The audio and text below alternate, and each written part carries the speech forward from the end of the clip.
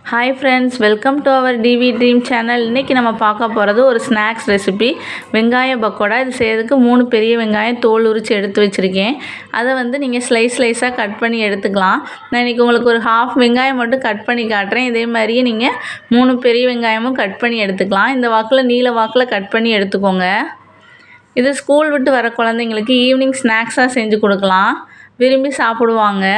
எப்போயாவது ஒரு நாளைக்கு ஆசைக்கு செஞ்சு கொடுக்கறது தப்பு இல்லை. இப்போ இந்த மாதிரி நீளமாக கட் பண்ணிக்கோங்க. ரொம்ப மொத்தமாக கட் பண்ணிடாமல் இந்த மாதிரி ரொம்ப மெல்லிசாக கட் பண்ணிக்கோங்க. இது ஒரு பவுலில் இப்போ 3 வெங்காயமும் சேர்த்து இதோட கொஞ்சமாக தூள் உப்பு சேர்த்துக்கிறேன். அப்போ தான் அந்த தண்ணி ஃபுல்லாக வெங்காயத்தில் நிறைய தண்ணி விடும். இந்த மாதிரி நீங்கள் உப்பு சேர்த்து பிசைஞ்சிக்கிட்டே இருந்தீங்கன்னா அந்த தண்ணியெல்லாம் வரும். பாருங்கள் எவ்வளோ தண்ணி இருக்குன்னு. இப்போ கொஞ்சமாக பச்சை மிளகாய் சேர்த்துக்கோங்க. என்கிட்ட அது சிவப்பு மிளகாயாக மாறிடுச்சு. நான் அதே சேர்த்துருக்கேன். நீங்கள் பச்சை மிளகாய் ஒன்று சேர்த்துக்கோங்க. கொஞ்சமாக கருவேப்பிலை கொத்தமல்லி பொடி பொடியாக நறுக்கி சேர்த்துக்கோங்க. 1/2 டேபிள் ஸ்பூன் மிளகாத்தூள், கொஞ்சமாக கரம் மசாலா,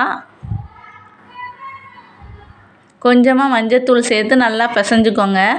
நீங்கள் உங்கள் காரத்துக்கு ஏற்ற மாதிரி மிளகாய்த்தூள் சேர்த்துக்கோங்க. நான் குழந்தைங்க சாப்பிட்றனால கம்மியாகவே தான் சேர்ப்பேன் எல்லா டிஷ்ஷுக்கும். உங்களுக்கு உரப்பு எவ்வளோ வேணுமோ அந்த அளவு சேர்த்துக்கோங்க.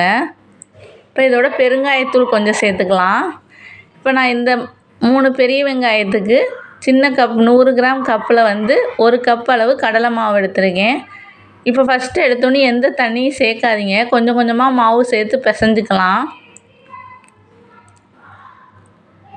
இந்த மாதிரி நல்லா பிசைஞ்சு எடுத்துக்கோங்க. இப்போ இதோட கொஞ்சமாக அரிசி மாவு சேர்த்துக்கலாம். அரிசி மாவு சேர்த்து நல்லா பிசைஞ்சிக்கலாம். தண்ணி எடுத்தோன்னே எதுவும் விட தேவையில்லை. நம்ம தேவைப்பட்டால் கொஞ்சமாக தெளித்து பிசைஞ்சிக்கலாம். இப்போ லைட்டாக தண்ணி தேவை. அதை நீங்கள் உருட்டி பார்த்தீங்கன்னா கரெக்டாக அந்த பாலாட்டம் உருண்டு வரணும். அப்படி இருந்தால் கரெக்டான பதம். இப்போ இதோட காய்ச்சின எண்ணெய் 1 கரண்டி சேர்த்துக்கோங்க. இது எதனால் சேர்க்குறோன்னா போண்டா நல்லா மொறுமொறுன்னு வரும் வெளியே. இந்த எண்ணெய் சேர்த்து நல்லா மிக்ஸ் பண்ணிக்கலாம். இப்போ ஒரு கடாயை எடுத்துக்கோங்க. அதில் கொஞ்சமாக எண்ணெய் சேர்த்து நல்லா சூடுபடுத்திக்கோங்க. இப்போ நம்ம பாலாட்டம் உருட்டி அந்த எண்ணெயில் பொரிச்சு எடுத்துடலாம். இப்போ பார்த்தீங்கன்னா தெரியும் எண்ணெய் நல்லா காஞ்சிருக்கு. எண்ணெய் நல்லா காஞ்சோன்னே தான் நம்ம வெங்காய பக்கோடா போட ஆரம்பிக்கணும். மீடியம் ஃப்ளேமில் வச்சுக்கோங்க. ரொம்ப ஃபுல்லாக வச்சிங்கன்னா வெளியே தீஞ்சு போன மாதிரி உள்ளே வேகாத மாதிரி இருக்கும்.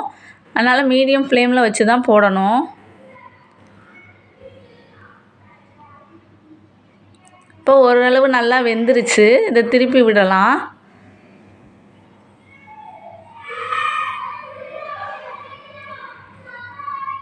இது வெளியே நல்லா கிறிஸ்பியாகவும் உள்ளே கொஞ்சம் சாஃப்டாகவும் இருக்கும். இப்போ நம்மளுக்கு வெங்காய போண்டா ரெடி.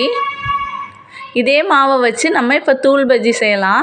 அதே ஆனியனை எடுத்து நம்ம இப்படி தூவி விட்டு இது ஃபுல்லாகவே கிறிஸ்பியாக இருக்கும். உங்களுக்கு எண்ணெயில் ஃபுல்லாக தூவி விட்டுறலாம். இது கொஞ்சம் நேரம் வேகிற வரைக்கும் வெயிட் பண்ணி திருப்பி விடுங்க. போண்டா உள்ளே சாஃப்டாகவும் வெளியே கிறிஸ்பியாகவும் இருக்கும்.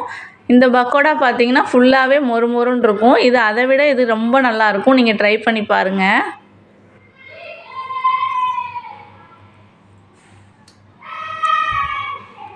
இப்போ ஓரளவு கலர் சேஞ்ச் ஆகுது.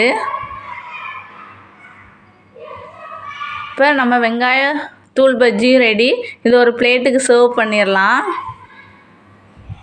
நீங்களும் இதே மாதிரி ட்ரை பண்ணி பார்த்துட்டு எப்படி இருந்தது கமெண்ட் பண்ணுங்கள். Thank you friends. தேங்க்யூ ஃபார் வாட்சிங்.